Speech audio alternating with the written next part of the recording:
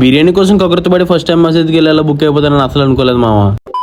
Hi friends, ఇంకెందుకే మ్యాటర్కి వస్తే మా bye ఎప్పటి నుంచో బిర్యానీ పిచ్చి అంటే ఇంకా సరే కదా రంజాన్ స్టార్ట్ అయిపోయింది, నాతో మసీద్కి రమ్మన్నాడు. ఇప్పటి వరకు ఒకసారి కూడా వెళ్ళదు నేను మసీద్కి, నా లైఫ్ లో ఇదే ఫస్ట్ టైం. ఎవరైనా అంటారంటే ఎవరేమంటారు, నువ్వు నాతో ఉండన్నాడు. ఇంకా నేను వెళ్ళిన రోజు ఫ్రైడే, మసీద్ అసలు కాలేదు, ఫుల్ రష్ ఉంది. ఇంకా మసీద్ లోకి ఎంటర్ అవగానే చేసుకోవాల్సిన ముందు ఊజు అంట, కాలు చేతులు మొగ నోరు అన్ని కడుక్కోవాలి. ఇంకెందులో మా ఫ్రెండ్ గారు కూడా ఇక్కడ తగలడ్డాడు, నాకులా బిర్యానీ కోసం వచ్చినట్టున్నాడు.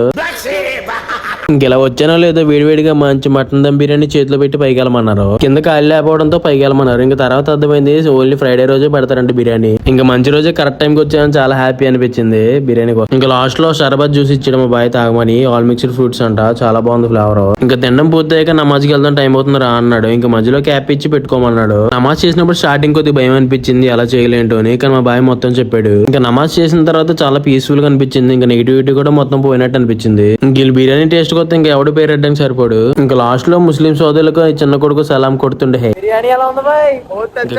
ఫాలో చేయండి మా బాయ్.